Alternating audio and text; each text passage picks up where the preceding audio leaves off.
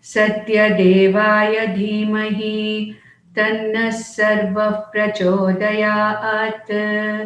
Om Shanti Shanti Shanti.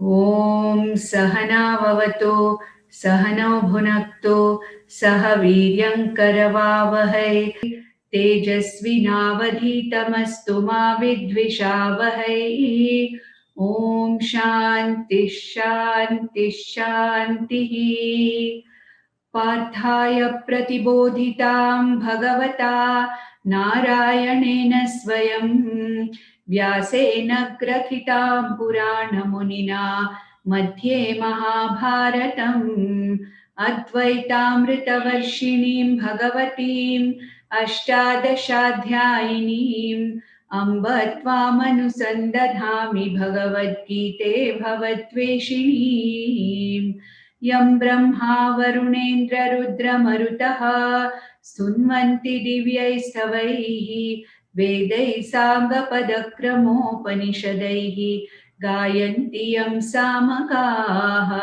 ध्यानावस्थिततद्गतेन मनसा पश्यन्ति यं योगिनः यस्यान्तं न विदुःसुराः सुरगणाः देवाय तस्मै नमः. So good evening children. Today we will be doing revision of chapter 7, chapter 8 and chapter 9. Tomorrow we will be doing the revision of chapter 10, chapter 11 and chapter 12. Okay. So, we'll start with the chapter 7 now.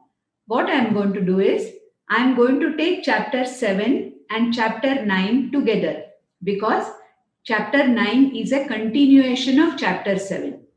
Chapter 8 comes in the middle, but it is a little different. It is a little off the mark. But the continuity is actually between 7th and 9th chapters. So, we will take first the 7th chapter and immediately after that, I will revise the 9th chapter. Lastly, we will take up the 7th chapter, 8th chapter in the last 10 minutes. Okay. So now, I told you that with the first 6 chapters, the main 3 things which were taught in the first 6 chapters was what? What are you? Are you the body? Or are you something else which is behind this body? That was the first thing. Second thing was, what is Karma Yoga? Karma Yoga was talked about. Thirdly, in the first 6 chapters, self-effort was talked about. That you have to put your effort. You have to put in your effort. Now, the second 6 chapters, that is 7 to 12 chapters, talk about what? What is God? What do you mean by God? Just like what do you mean by I? When Lord Krishna explained Arjuna, who are you, Arjuna? Are you this body called Arjuna? Or are you something else other than this body? Like that. In the 7th chapter also, 7 to 12 chapter, Bhagwan Krishna tells Arjuna, look Arjuna, you may call me God, you may call me Krishna, but who am I in reality? Who is this Lord Krishna? Who am I? Who is God? You should know properly. So that will be main topic of discussion in these 6 chapters. Then Bhagwan said, the second thing is what? The second thing is bhakti or worship or prayer. It will be dealt with in all these 6 chapters. Then the third thing is God's grace, God's blessings. So these 3 are basically discussed from the 7th chapter to the 12th chapter. Today we will take up for revision 7th, 9th and 8th in this order. 7 first, 9 second, then 8, last 8 we will take. I told you because 7th chapter and 9th chapter are literally like the continuation of each other. So 7th chapter is called as Jnana Vijnana Yoga. What is the meaning of Jnana Vijnana? God or Lord Krishna wants all of us to know what is God and understand it properly. Knowing what is God is called as Jnanam. Understanding very clearly and assimilating what God is called as Vijnana. You don't worry about that. Jnana Vijnana Yoga. And what did Bhagwan say? He said, Arjuna, now I am going to tell you about my nature, about who I am, and I will give you jnana, vijnana of who I am together. That means superficially also and in depth also, whatever I'm going to talk about it to you. And then, what is this jnanam about? He said, look, Arjuna, when you consider me as God, as Ishvara or as God, there are two things in which way I manifest myself, and they are called as Apara Prakriti and Para Prakriti. I have already discussed this in detail. I am just giving it briefly now. What is Apara Prakriti? Apara Prakriti means what manifests as the whole world around us. That is called as Apara Prakriti of God, or Apara Prakriti of Bhagwan, Apara Prakriti of Ishvara. Ishvara and God are one and the same. Ishvara does not mean only Shiva. Ishvara is the general term given to God. Okay, instead of saying God, in Sanskrit we call Ishvara. It's the same as God. Okay, now what Bhagwan says is, there are two things in me. I am a combination of two things. One is Apara Prakriti, which is the whole world which you see around you. That is nothing but my Apara Prakriti. And what is Para Prakriti? He says, whatever is that Atma of mine. We saw that in first 6 chapters. What did Krishna say? You are not the body, you are the Atma inside that body. Okay? Similarly, what you see outside, you don't see me as a human being or as anybody like we see Arjuna. So who is this God? Bhagwan says, this whole world is nothing but me. The whole world is nothing but my picture only, which I am going to show you in 11th chapter in Vishwarupa Darshana, which we also studied. Correct? So the whole world around you, which you are seeing, Arjuna, that is my Apara Prakriti. But then I am not the Apara Prakriti. It is like your body, which you are seeing. Whereas there is a consciousness behind this entire world, which is running this whole world. That is called as my Para Prakriti. So the knowledge of my Apara Prakriti, or the whole world as me, you must learn to see everything in this world as me. That is my Apara Prakriti. And I, which is an unseen Atma behind all these names and forms called as the world, I am that Para Prakriti. Because of me, the Para Prakriti, this entire Apara Prakriti can exist and function. Therefore, this is what I am going to tell you. Jnanam means knowledge about my Apara Prakriti. Vijnanam means what? The knowledge of that Atma, that I am behind the Apara Prakriti. So both of them you will have to know. And then Krishna said, this knowledge is very, very difficult knowledge initially. Later on, as you go on listening to God, it will become clear to you. But this is also a secret knowledge, Arjuna. Therefore, nobody wants to learn it because it is difficult. So, God said, Manushyanam, what did he say in the third verse, third shloka of the 7th chapter? Manushyanam sahasreshu kaschidyatati siddhaye yatataamapi siddhanam kaschinmam veti tattvataha. What is the meaning of this? Nobody is interested in knowing my nature, knowing me. Nobody wants to know my Apara Prakriti and Para Prakriti. Most of the people are not interested in knowing it. Why? They are only lost in seeing what the whole world is. They don't know what it is really. They don't want to understand my real nature. Very few people, among thousands of people, a very rare person wants to understand what is my Apara Prakriti, what is my Para Prakriti. Very few people want to understand me. And even among those people, really understanding happens in very, very, very few people. And then he said, most next important verse, in the 7th verse, he said, look, Arjuna, everything that you see looks like different names, correct? There are human beings, there are animals, There are plants, there are trees, then there are non-living objects like rocks, mountains, then water bodies, rivers, oceans. So many things are there in this world, correct? Living beings, non-living beings, all are there which you are seeing. And all that you see is nothing but my apara prakriti. But then you must understand that as para prakriti, I am I'm in all of them. Okay, so how does he explain that? He says, Arjuna, there is nothing in this world other than me. Whatever you see is my apara prakriti. And whatever makes that apara prakriti function as the whole world is nothing but my para prakriti. And what example does he give? He says this example, Mattah parataram nanyat kinchidasti dhananjaya mai sarvamidam protam sutre manigana iva. If you have a big necklace, a necklace with many, many, many beads. But what is it that keeps all the beads together? It is the string which goes in and through all the beads, correct? So, Bhagwan gives an example of each bead is like apara prakriti. Every object that you see in the world, every animal, every human being, every tree, every rock, every mountain, whatever you see in the Jagat individually, it is like one individual money. It is like an individual bead. And what is it that connects all of them together? That is the string called as para prakriti. So my apara prakriti is like multiple beads of a long necklace.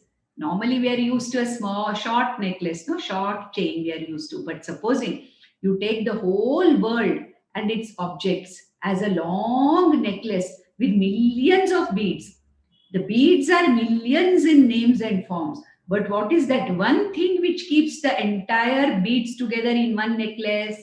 It is para prakriti. It is the string which keeps it. So what Bhagwan says is the whole universe of individual things and objects is like different beads in a garland or different flowers in a garland. And who am I, the para prakriti? The para prakriti, me, is like the thread which is going through all these beads. Therefore, Arjuna, remember, the beads are also me. And what is keeping all the beads together? That is also me. The beads are called as my apara prakriti, and that string which goes through all the beads is called as the para prakriti. Therefore, this whole world is nothing but a combination of my para prakriti, apara prakriti. Okay, there is one tree outside. That is the name and form. It is apara prakriti. What is the atma of the tree? That is the para prakriti of God. Correct? All of us who are sitting here, we all have bodies. What are these bodies? It is the apara prakriti of Bhagwan, God. And what is this Atma inside because of which we are functioning? That Atma is para prakriti of God. You see animals, you see a dog somewhere, or you see a horse somewhere. The body of the horse, the body of the dog, the body of any animal is God's apara prakriti. Whereas that Atma within every being, every animal is what? That is para prakriti. Okay, what you see as ocean and all your rivers and ponds and everything, that water which you see outside, that is apara prakriti. But what is the atma of that water which keeps it functioning like water? That is my para prakriti. So what did Bhagwan say? Arjuna, there is nothing there in this world other than me. Matta parataram nanyata. There is nothing in this world other than me. I manifest in the whole world as apara prakriti and para prakriti. And because it is difficult for people to understand, many people are not interested in knowing this knowledge. But our children here, you people at such a young age, you want to at least understand small basic things, and so you all are here. And what is our effort here? to give you this small knowledge, little bit of knowledge, so that at least later when you grow up, you will remember, yes, someday we were talked about, someday we were told about, one Amma came and talked to us about Para Prakriti and Para Prakriti. Now let me try to understand it properly. Maybe after 10 years, you will have that interest and you will study the Bhagavad Gita again. That is our effort here. Then he said, those who want to know me, know my Apara Prakriti, know my Para Prakriti, those people who want seriously to understand me and know me, and they want to connect to me, they want to worship me, they love me, they want to surrender to me, to know me, to understand me, they are called as bhaktas. Okay? Who are they called as? Bhaktas. What is bhakti? Love, surrender to God. Commitment and interest in knowing what God is. This is called as bhakti. Okay? So, Krishna said, Arjuna, there are 4 types of bhaktas. So, in the, which verse did he say that? How many? In the 16th shloka of Bhagavad Gita, 7th chapter, Bhagavan said, Chaturvida bhajante mam jana sukriti norjuna artho jignasurartharti jnani cha bharatarshabha. What is the meaning of this? Arjuna, there are 4 types of bhaktas. Bhaktas means what? People who come close to me, people who want to connect to me, people who want to know me, people who want my grace, blessings. There are 4 types. Who are they? Artha Bhakta, number 1. Artharti Bhakta, number 2. Jignasu Bhakta, number 3. Jnani Bhakta, number 4. Okay?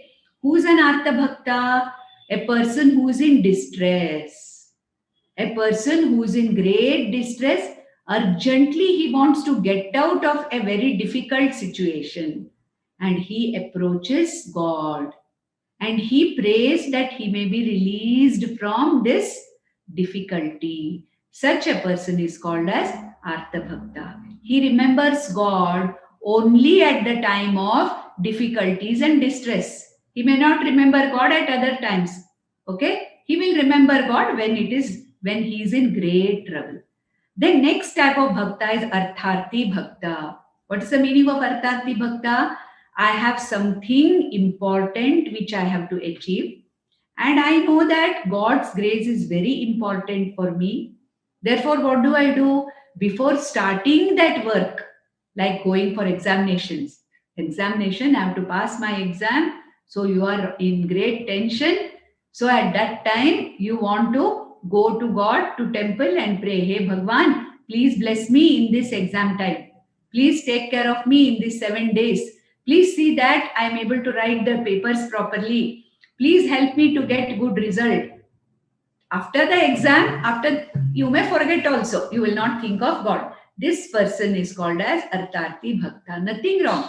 Bhagwan says he doesn't mind if somebody is an Artha Bhakta or somebody is an Artharti Bhakta. He doesn't mind at all, because he says at least they are connecting with me. Bhagwan, God wants all of us to recognize him, connect with him, to recognize that God is there. Whenever I need, God is available for me. I can approach God in various ways, but always available. If I'm in trouble also, God will help me. If I want to gain something, there also God will help me.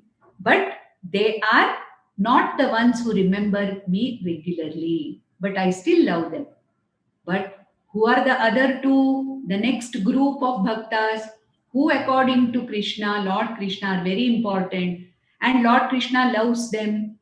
They are called as Jignasu Bhaktas and Jnani Bhaktas. Jignasu means what? Jignasa means the desire to know. Those who want to know me, those who want to study what I am, those who want to study Bhagavad Gita and understand what I am. Understand? Those are called as Jignasu Bhaktas. They are not interested only in getting out of a miserable condition. They are not only interested in getting something from me. They want to know my apara prakriti. They want to know my para prakriti. They want to offer all their actions as a worship to me. They are the people who are willing to accept all the results of the actions as my prasada. And they want to know me. And who are these people? These are the Jignasu Bhaktas and lastly Jnani Bhakta. The one who has clearly understood me the way I have explained about my apara prakriti and para prakriti in all these chapters of Bhagavad Gita. Such a person who is a wise man, who has understood whatever is taught, is called as a Jnani Bhakta. So these are the four type of bhaktas. All these four bhaktas are great people. I love all of them, but who do I love most? I love the Jnani Bhakta most. Why? Because he has very clearly understood what I have been teaching in Bhagavad Gita, and he is a wise man. So, though I love all the four, wise man or a Jnani Bhakta is my favorite. So, Arjuna and all of us children, what does Lord Bhagavan Krishna want us to be? Initially, it doesn't matter if we are Artha Bhaktas, Artharthi Bhaktas, but Lord Krishna wants us to seriously understand and know what he's teaching. And someday or the other, Lord Krishna wants us all to become Jnani Bhaktas. Okay? So this is actually I'm giving you the important, summary of the 7th chapter. Now, we will go directly to the 9th chapter. Why am I going directly to the 9th chapter? As I told you, in the 9th chapter, there is a continuation of the 7th chapter in the form of more details on para prakriti. 7th chapter talks more about apara prakriti. God explains, Bhagavan Krishna explains that, look, I am everything that you see here. Okay, that that whatever is behind the water which makes it water, it is I. All that bala in the balavan I am. Whatever good things you see anywhere, great things, that I am. So he explained his apara prakriti predominantly in the 7th chapter. And in the 9th chapter, what does Bhagavan Krishna do? He explains more in depth para prakriti.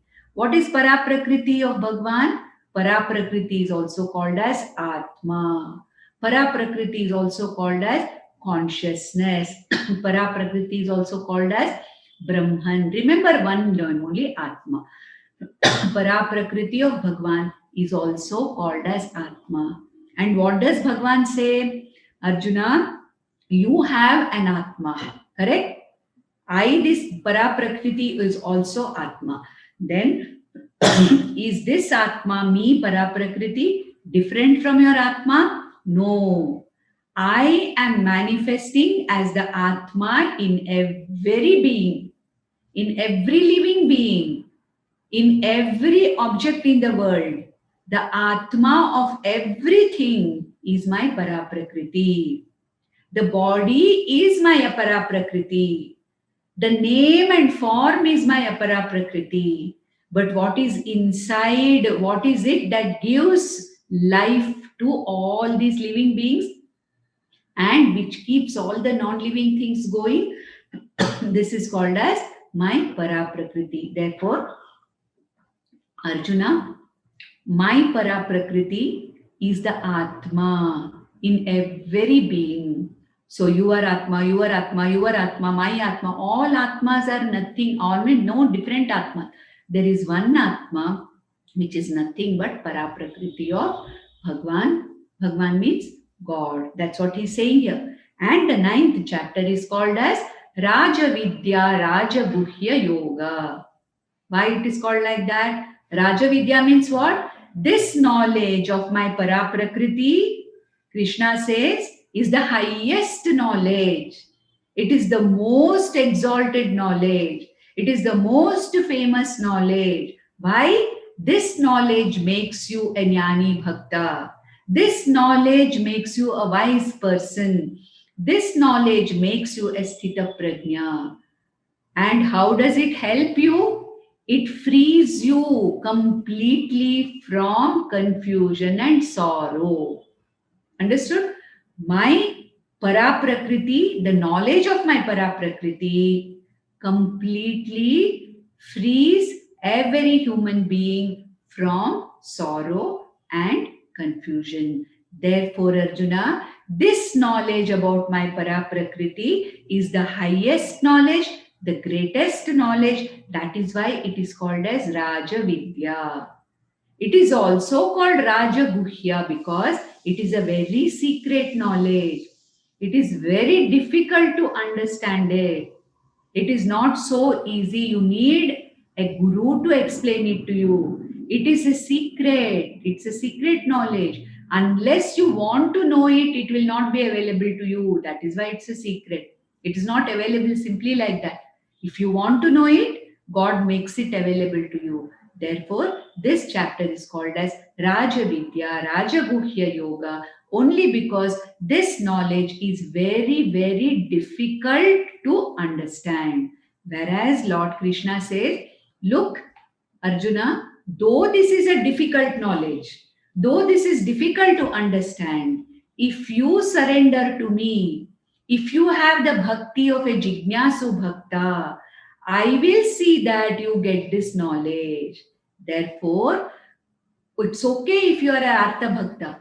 It is all right for the time being if you are an Artharthi Bhakta. But ultimately, learn to go beyond this. Become a Jignasu Bhakta.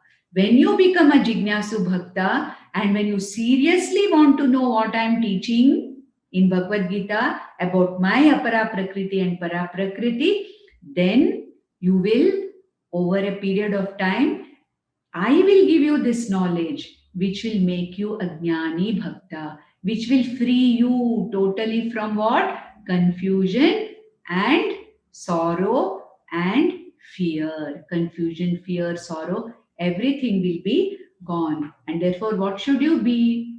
You should be connected to me all the time. You should be interested in knowing me. You should always understand that Bhagwan is next to me always. Whatever you do, whatever you think, wherever you are, constantly it should be there in the back of your mind that wherever I am, Bhagwan is there with me.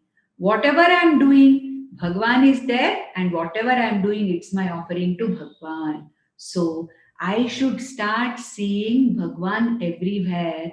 Surrender to Bhagwan. Bhagwan means what? God. Everywhere God is there. I surrender to God because I want to know you, God. I'm not only interested in Artha Bhakti and Arthartha Bhakti. I will come to you when I'm in trouble. Definitely. I will ask for your blessings when I have to go and write an examination. But other than that, I want to know what you are teaching. I want to know the scriptural teaching which you are teaching. I want to know what is your Apara Prakriti. I want to know what is your Para Prakriti. I want to become your Jignasu Bhakta. And constantly I want to think of you. Constantly I want to connect to you. Then what does Lord Krishna say? For such people in the 26th verse. What does he say here in the 26th verse? Ananya's 26th or 22nd? I'll tell you. Yeah. It is the 22nd verse. What does God say? 9th chapter. Ananyas chintayanto mam ye jana paryupasate tesham nityabhiyuktanam yogakshemam vahamyaham. This is a promise.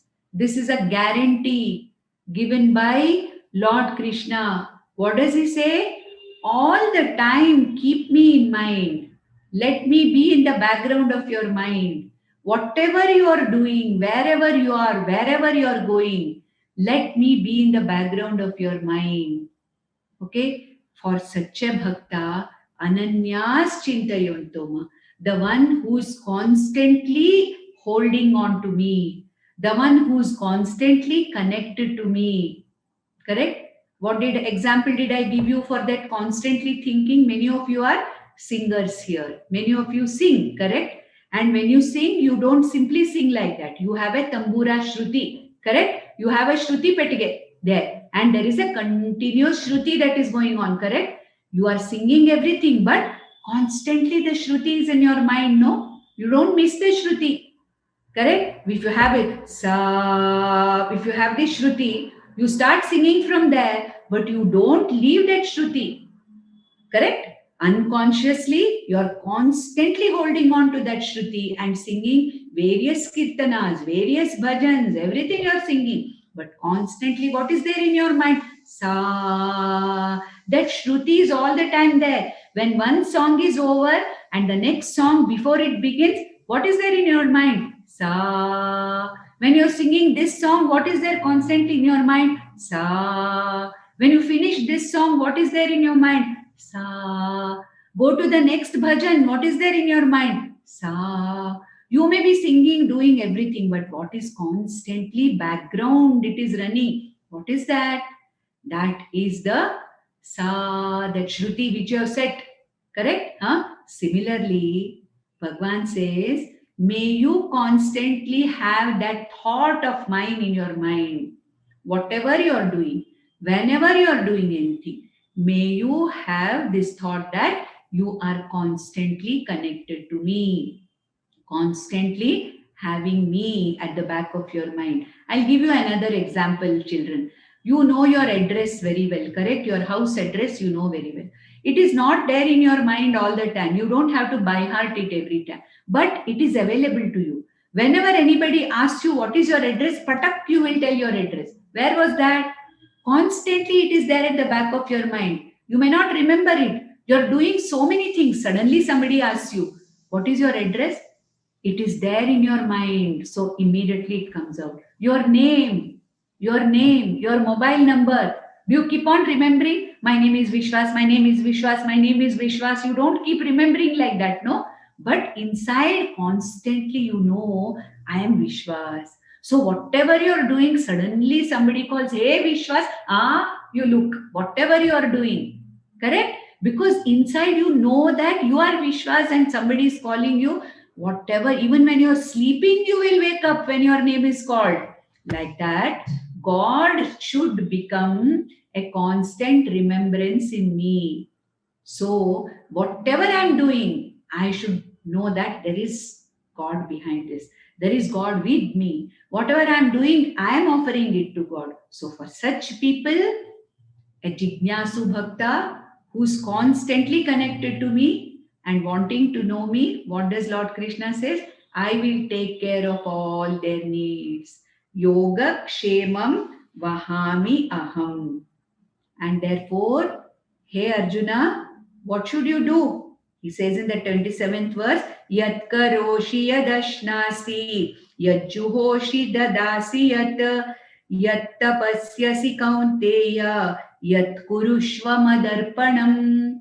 Constantly have me in your mind, Arjuna. Whatever you do it as a worship and offering to me.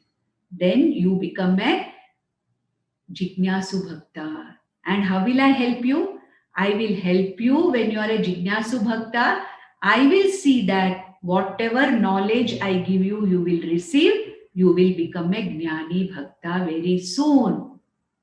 Okay, so this is the summary of the 9th chapter. So 7th chapter talked about the Apara Prakriti of God. 9th chapter talked about the Para Prakriti, and both together talked about Artha Artharthi Bhaktas, Jignasu Jnani Bhaktas.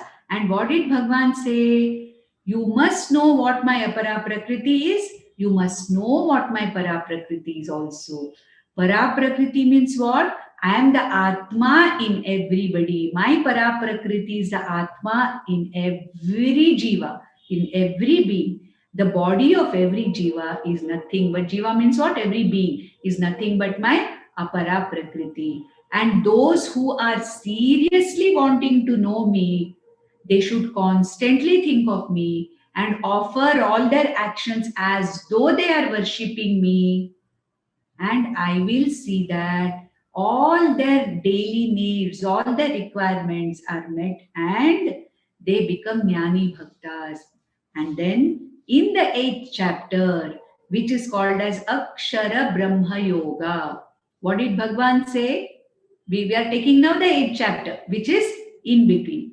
Bhagavan says that, this, my para prakriti and my apara prakriti, whatever I am talking, another name is given to that. Another name is given to my para prakriti, and that is also called as Brahma, Brahman, Atma, para prakriti, Brahman. They're all the names given. And apara prakriti also, Krishna gives various other names, but you don't have to worry about remembering them. But 8th chapter, the most important thing of 8th chapter is what? That I should be not only remembered all through your life, Arjuna, at the time of death also one should remember me. Most important aspect of 8th chapter is what?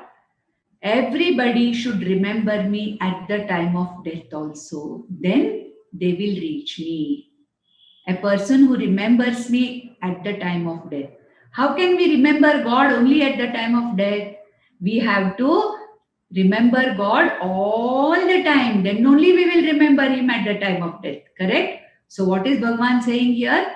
Remember me, think of me, offer all your actions to me. Whatever you receive, you take it as my prasada. So in everything that you do, see my hand in it. I as Ishvara is all the time holding your hand and leading you. Understand that.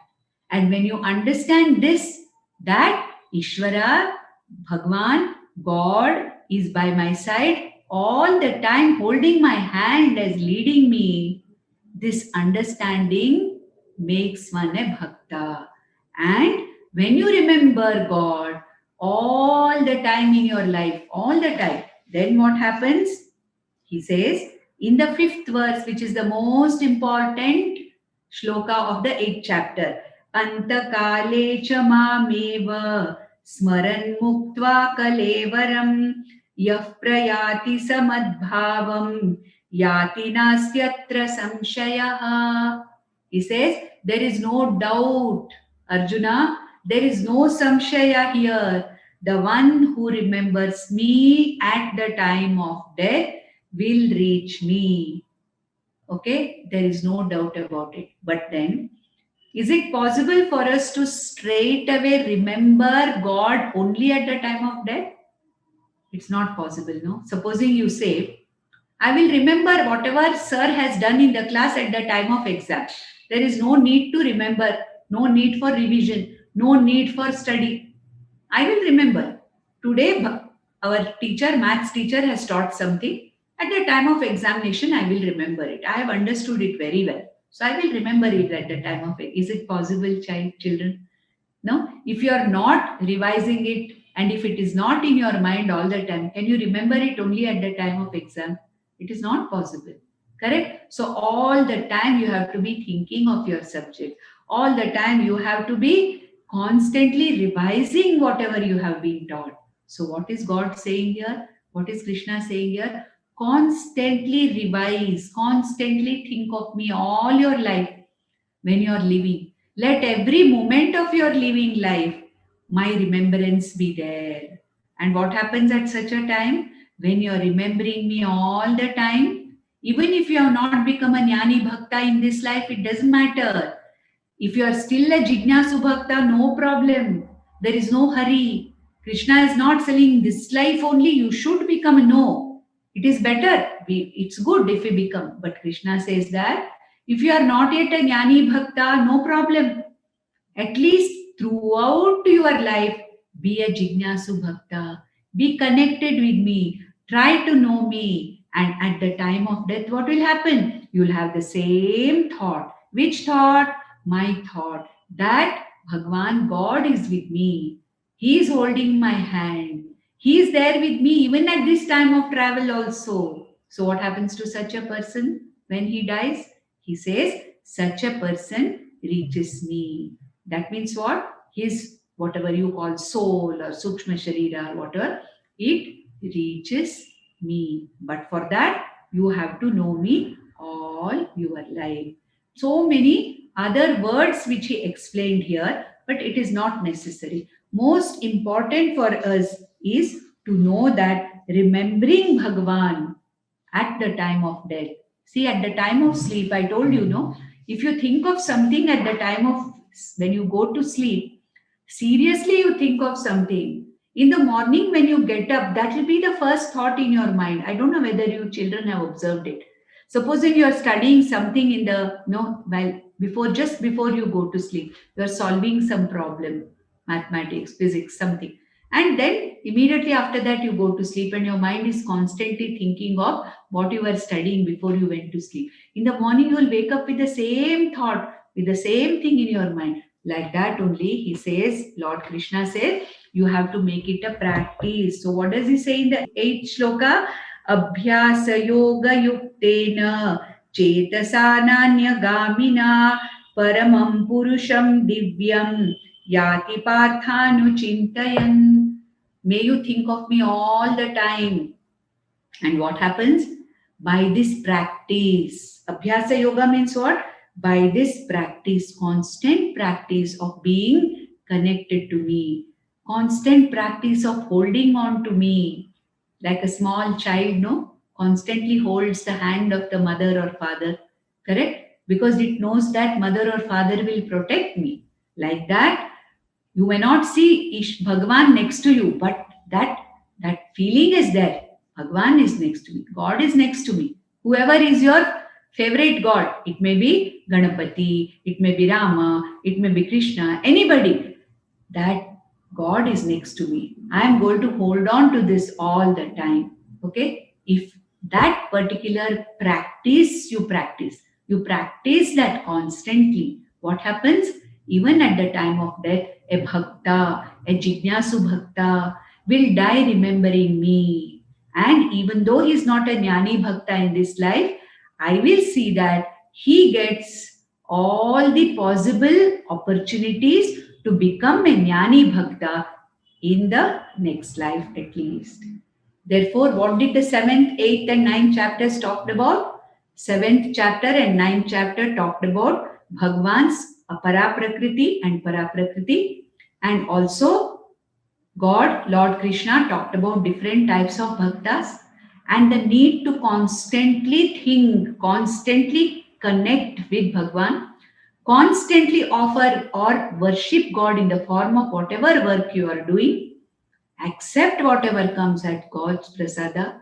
Make this a habit all your life so that at the time of death also you die. You means now you are too young to think of death. You don't have to worry, but remember this. That's all. Even while going to sleep, don't think of death now. Think of going to sleep. When I am going to sleep every day, I am going to think of God.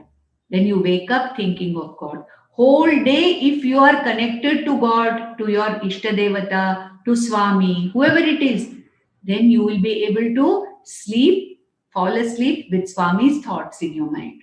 And morning you get up with Swami's blessing. Okay, children? Therefore, this is the what you call the summary of the 7th chapter, which is called Jnana Vijnana Yoga, 8th chapter, which is called as Akshara Brahma Yoga, 9th chapter, which is called as the Raja Vidya Raja Guhya Yoga. With this, we have very briefly summarized what we studied in the 7th, 8th, and 9th chapters. Om Shanti Shanti Shanti.